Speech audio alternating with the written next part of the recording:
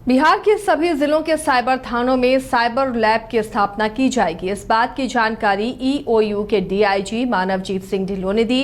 उन्होंने कहा कि बिहार में क्रिप्टो करेंसी के बढ़ते चलन पर नकेल कसने के लिए माइक्रो क्रिप्टो लैब यूनिट बैठाया जा रहा है, जो क्रिप्टो करेंसी से जुड़े मामलों की गहनता से जांच करेगी।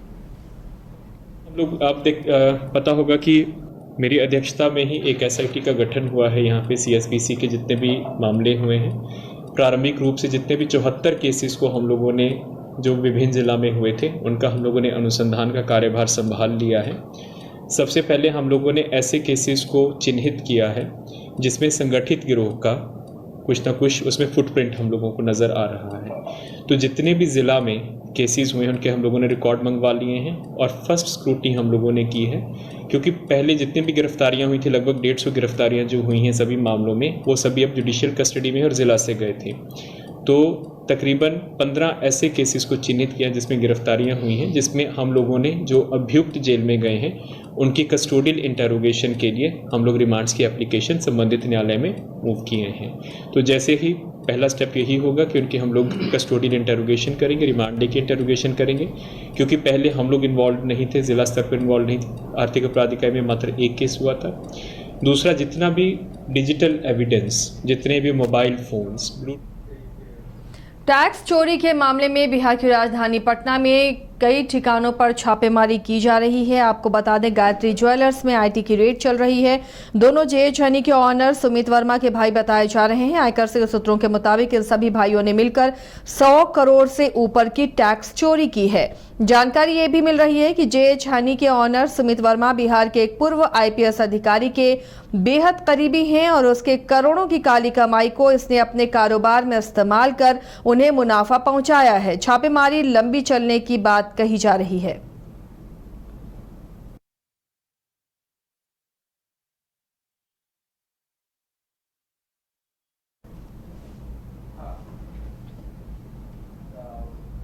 बांका की आर्मी यूनिट से छुट्टी पर घर आ रहे एक फौजी जवान गायब हो गया। इसकी जानकारी मिलने के बाद जवान के परिजन में कोहराम मचा हुआ है। मामला पंजवारा थाना क्षेत्र के लौढ़िया गांव का है।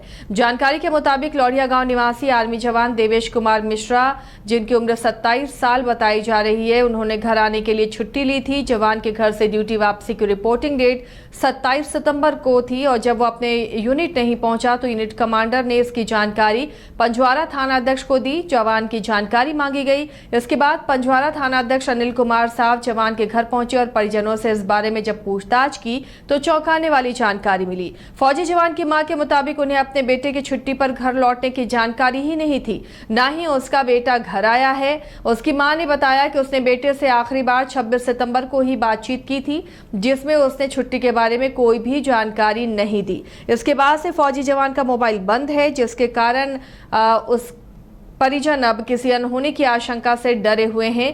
परिजनों ने जनसंवाद कार्यक्रम के दौरान जिला पदाधिकारी से मुलाकात कर अपने बेटे को ढूंढने की गुहार लगाई है।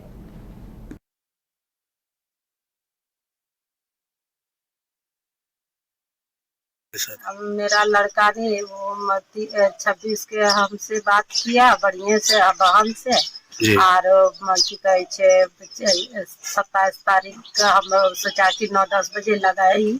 यूनियन बोला तो लगाया फोन, तो स्विच ऑफ वो दिन से स्विच ऑफ। शनिवार को थाना प्रभारी आया वहाँ से 30 तारीख था, शनिवार दिन था, कि आपका लड़का घर आया। हम बोला नहीं, मेरा लड़का मालूम नहीं है कि छुट्टी 1 तारीख को लिया है। तो हम सोचा कि मतलब हम बचने लगा थी, सबको जानकारी दे दिया परिवार में, तो बोला नहीं आया है आगे। नवरात्र पर शिक्षकों की ट्रेनिंग अब रद्द कर दी गई है। आपको बता दें, इसे लेकर बीजेपी लगातार सरकार पर निशाना साध रही थी। अब छुट्टी रद्द, जो नवरात्र पर छुट्टी रद्द करने के आदेश को सरकार ने वापस ले लिया है, जिस पर नेता प्रतिपक्ष विजय सिन्हा ने सरकार की सोच को लेकर सवाल उठाते हुए तुष्टीकरण का आरोप लगाया और कहा कि जानबूझकर ऐसे निर्णय लिए गए। लोग बैकफुट पर आ गए, ये नौटंकी करते हैं और ये सरकार के इशारे पर हो रहा है। आप किस जन्माष्टमी में भी नौटंकी कर करके दबाव पड़ा तो वापस लिए।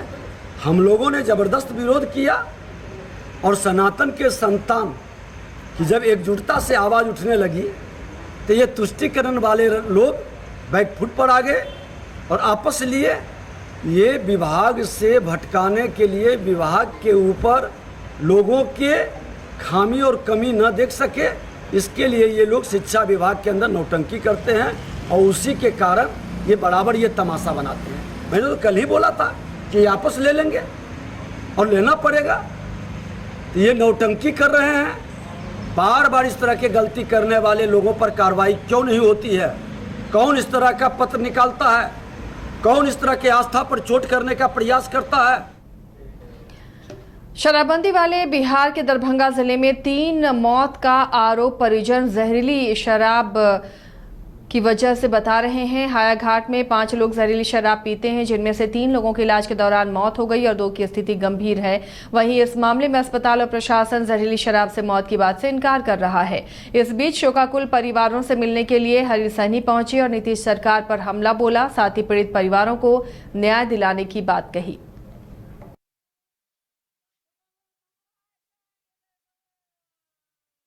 शराबबंदी के लिए हमारे मुख्यमंत्री जी ढोल पीटते हैं, स्वयं पीठ थपथपाते हैं कि हम शराबबंदी करके बहुत बड़ा काम किए।